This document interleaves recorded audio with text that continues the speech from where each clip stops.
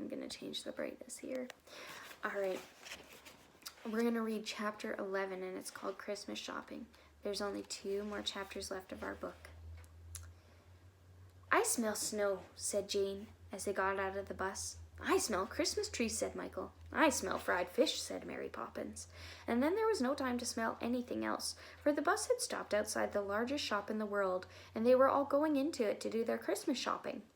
Maybe look through the window first, said Michael, hopping excitedly on one leg. I don't mind, said Mary Poppins with surprising mildness. Not that Jane and Michael were really very surprised, for they knew that the thing Mary Poppins liked best was looking into shop windows. They knew, too, that while they saw toys and books and holly bows and plum cakes, Mary saw nothing but herself reflected. Look, airplanes, said Michael as they stopped before a window in which toy airplanes were careering through the air on wires.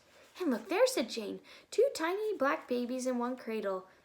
Are they chocolate, do you think? Or are they beautiful china? Just look at you, said Mary Poppins to herself, particularly noticing how nice her new gloves with fur tops looked. They were the first pair she ever had, and she thought she would never grow tired of looking at them in the shop window with her hand inside them. And having examined the reflection of the gloves, she went carefully over her whole person, coat, hat, scarf, and shoes, with herself inside, and she thought that, on the whole, she had never seen anybody quite good-looking or smart or distinguished. But the winter afternoons, she knew, were short, and they had to be home by tea time. So with a sigh, she wrenched herself away from her glorious reflection. Now we'll go in, she said, and annoyed Jane and Michael very much by lingering at the counter and taking great trouble over the choice of a real black cotton. The toy department, Michael reminded her, is in the other direction. I know, thank you, don't point, she said, and she paid her bill with aggravating slowness. But at last they found themselves alongside Father Christmas, who went to the greatest trouble in helping them choose their presents. That'll do nice for Dad, said Michael, selecting a clockwork train with special signals. I'll take care of it for him when he goes to the city. I think I'll get this for Mother, said Jane, pushing a small doll's carriage, which she felt sure her mother had always wanted. Perhaps she will lend it to me sometimes. After that, Michael chose a packet of hairpins for each of the twins and a mechano set for his mother, a mechanical beetle for Robertson, a pair of spectacles for Ellen, whose eyesight was really good, and some bootlaces for Mrs. Brill, who always wore slippers. Jane, after some hesitation, eventually decided that a white hanky would be the best thing for Mr. Banks, and she bought Robinson Crusoe for the twins to read when they grew up. Until they're old enough, I can read it myself, she said. I'm sure they would lend it to me. Mary Poppins had a great argument with Father Christmas over a cake of soap. Why not, Life Buoy, said Father Christmas, trying to be helpful and looking anxiously at Mary Poppins, for she was rather snappy. I prefer Vinolia, she said hotly, and she brought a cake of that. My goodness, she said, smoothing the fur of her right-hand glove. I wouldn't half like a cup of tea. Would you rather quarter it, though, said Michael. This is no call for funniness, said Mary Poppins, in such a voice Michael felt that, indeed, there wasn't. And it's time to go home. There, she said the words that they had been hoping she would say. That was so like Mary Poppins. Just 5 minutes longer, said Jane. Adieu, Mary Poppins. You look so nice in your new gloves, too, said Michael. But Mary Poppins, though she appreciated the compliment, was not taken by it. No, she said, and she closed her mouth with a snap and stalked towards the doorway. Oh, dear, said Michael to himself, as he followed her, staggering under the weight of his parcels. If only she would just say yes for once. But Mary Poppins hurried on, and they had to go with her. Behind them, Father Christmas was waving his hand, and the Fairy Queen of the Christmas tree and all the other dolls were smiling, sadly, and waving. Take me home, somebody!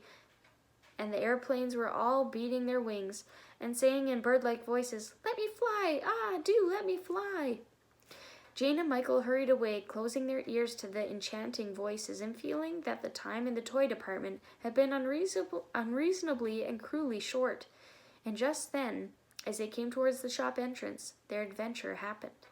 They were just about to spin the glass door and go out when they suddenly saw, coming towards it, from the pavement, running, flickering, a figure of a child. "Look," said Jane and Michael together. "My gracious goodness, glory me," said Mary Poppins, and she stood still. And well she might, for the child had practically no clothes on, only a light wispy stripe of blue stuff that looked as though she had torn it from the sky to wrap around her body. It was evident she didn't know much about spinning doors, for she went around and around and around inside it, pushing it so that it would spin faster and faster and laughing as it caught her and sending her whirling round and round. Then suddenly, with a quick little movement, she freed herself, sprung away from it, and landed in the shop. She paused on tiptoe, turning her head this way and that, as if she were looking for someone. Then a start of pleasure. She caught sight of Jane and Michael and Mary Poppins as they stood, half hidden behind an enormous fir tree, and ran towards them joyously. "Ah, there you are. Thank you for waiting. I'm afraid I'm a little late," said the child, stretching out her bright arms to Jane and Michael. Now, she said, tilting her head on one side. "Aren't you glad to see me? Say yes, say yes." "Yes," said Jane, smiling, for nobody, she felt, could help being glad to see anyone so bright and happy. "But who are you?" she inquired curiously. "What's your name?" said Michael. "Who am I? What's my name?" "Don't say you don't know me. Oh, surely you know." The children seemed very surprised and a little disappointed. She turned suddenly to Mary Poppins and pointed her finger. "She knows me, don't you? I'm sure you know me." There was a serious, curious look on Mary Poppins' face. Jane and Michael could see blue fires in her eyes, as though they reflected the blue of the child's dress in her brightness. Does it, she whispered, "begin with an M?" The child hopped on one leg. "Of course it does, you know it. M-A-I-A. I'm Maya." And she turned to Jane and Michael. "Now you recognize me, don't you? I'm the second of the Pleiades. Electra, she's the eldest, couldn't come because she was minding Merope. Merope's the baby, and the other 5 of us come in between, all girls. Our mother was very disappointed at first not to have a boy, but now she doesn't mind." The child danced a few steps and burst out again in her excited voice. "Oh, Jane, oh, Michael, I've often watched you from the sky, and now I'm actually talking to you. There's nothing about you I don't know. Michael doesn't like having his hair brushed, and Jane has the thrush's egg in a jam jar on the mantelpiece, and your father's going bald on the top. I like him. It was he who first introduced us. Don't you remember? He said one evening last summer, 'Look, there's Pleiades, 7 stars altogether, the smallest in the sky, but there's one of them you can't see.' He meant Merope, of course. She's still too young to stay up all night. She's such a baby, she has to go to bed very early. Some up there call us the Little Sisters, and sometimes we're called the 7 Doves. But Orion calls us you girls and takes us hunting with him." "But what are you doing here?" said Michael, still surprised. Maya laughed. "Ask Mary. I'm sure she knows." "Tell us, Mary," said Jane. "Well," said Mary Poppins, "I suppose you 2 aren't the only ones in the world that want to go shopping at Christmas." "That's it," she said excitedly. "She's quite right. I've come down to buy toys for them all. We can't get away very often, you know, because we're so busy making and storing up the spring rains. That's a special job of Pleiades. However, we drew lots, and I won. Wasn't I lucky?" She hugged herself happily.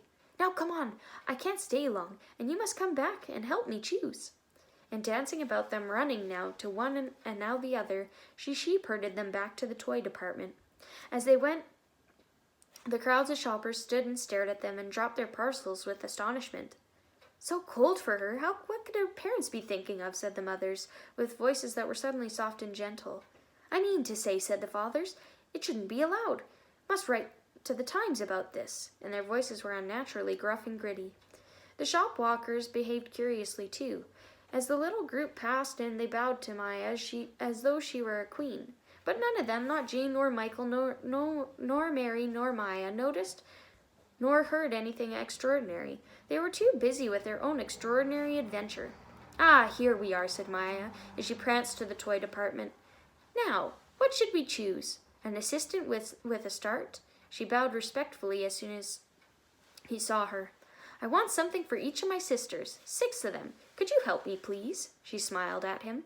"Certainly, ma'am," said the assistant. "First, my eldest sister," said Maya. "She's very domestic." "What about that little stove with the silver saucepans?" "Yes, and that striped broom. We're so troubled with stardust, and she would love having that to sweep it up with." The assistant began wrapping the things in colored paper. "Now for Tyget. She likes dancing. Do you think so, Jane? A skipping rope would be just the thing for her. You could tie them carefully, wouldn't you?" she said to the assistant. "I have a long ways to go."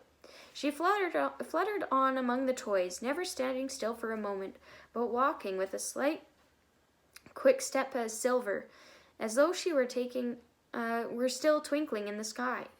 Mary Poppins and Jane and Michael couldn't take their eyes off of her as she flickered from one of them to another, asking their advice. Then there's... Oh, this is tricky. Alcetone. She's difficult.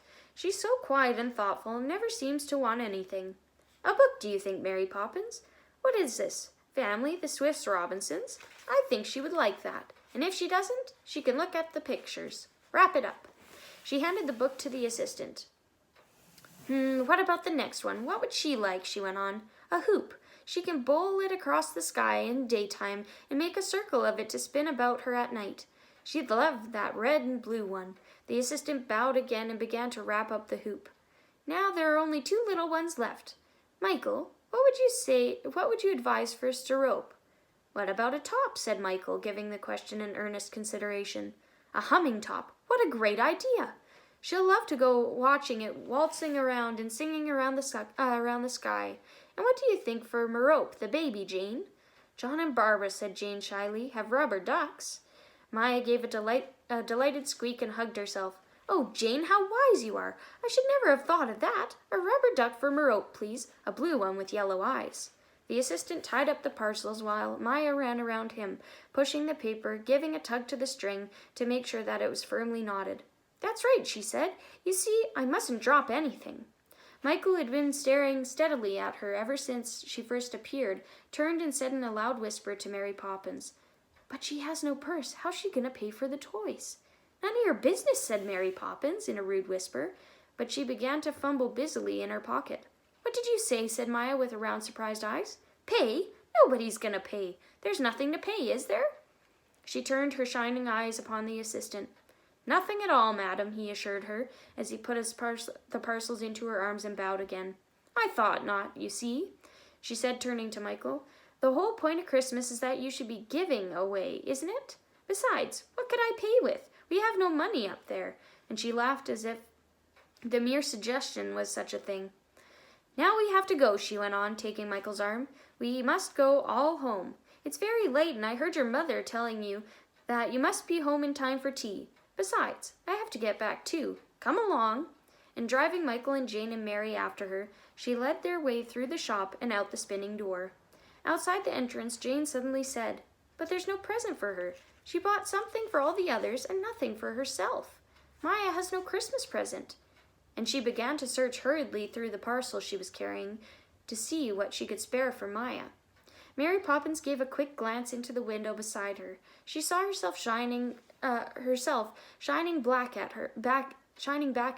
Very smart, very interesting hat on her straight, her coat nicely pressed, and her new gloves just completing the whole effect. You be quiet, she said to Jane in the snappiest voice. At the same time, she whipped off her new gloves and thrust one to each of Maya's hands. There, she said gruffly, it's a cold day and you'll be glad to have them. Maya looked at the gloves hanging very large and almost empty upon her hands. She said nothing, but moving closely to Mary Poppins, she reached up her spare arm and put it around Mary's neck and kissed her on the cheek. A long look passed between them, as people smile who can understand each other. She turned then, and with her hand lightly touched the cheeks of Jane and Michael, and for a moment they all stood in a ring at the windy corner, gazing at each other as though they were enchanted. I've been so happy, she said, breaking the silence. Don't forget me, will you?" They shook their heads. "Goodbye, Maya," "Goodbye," said Maya. "Goodbye," said the others, as it was their last thing they wanted to say. Then, standing poised on tiptoe, lifted her arms and sprang into the air. She began to walk up it step by step, climbing ever higher as though there were invisible stairs cut into the gray sky. She waved to them as she went, and the three of them waving back. "What on earth is happening?" somebody said close by. "But it's not possible," said another voice. "Preposterous," said a third, for a crowd was gathering to witness the extraordinary sight of her returning home. A policeman pushed his way through the throngs, scattering the people with the truncheon. Now, what's all this? An accident or what?" He looked up, his gaze following that of the rest of the crowd. "Hey," he said, calling angrily, shaking his fist at her. "Come down! What are you doing up there? Holding up the traffic and all. Come on down! We haven't had this kind of thing, not in a public space. This is unnatural." Far away they heard Maya laughing, and saw something bright dangling from her arm. It was the skipping rope, after all. The parcel had come undone. For a moment longer they saw her prancing up at the airy stair, and then a bank of cloud hid her from their eyes. They knew she was behind it, though, because of the brightness that shone about its thick, dark edge. "Well, I'm jiggered," said the policeman, staring upwards and scratching his head under his helmet. "Well, you might be," said Mary Poppins with such ferocious snap that anyone else might have thought she was really cross with the policeman. But Jane and Michael were not taken in by the snap, for they could see in Mary's eyes something that, if she were anyone else but Mary Poppins, might have been described as tears. "Could we have imagined it?" said Michael when they got home and they told their story to their mother. "Perhaps," said Mrs. Bank. "We imagine strange and lovely things, my darling." "But what about Mary Poppins' gloves?" said Jane. "We saw her give them away to Maya, and she's not wearing them now, so it has to be true." "What, Mary Poppins," said Mrs. Banks, "your best fur-top gloves? You gave them away?" Mary Poppins sniffed. "My gloves are my gloves, and I do what I like with them," she said. And she straightened her hat and went down to the kitchen to finally have her tea. That's our chapter for today. Our last chapter we're going to read is called West Wind, chapter 12. Bye, Broncos.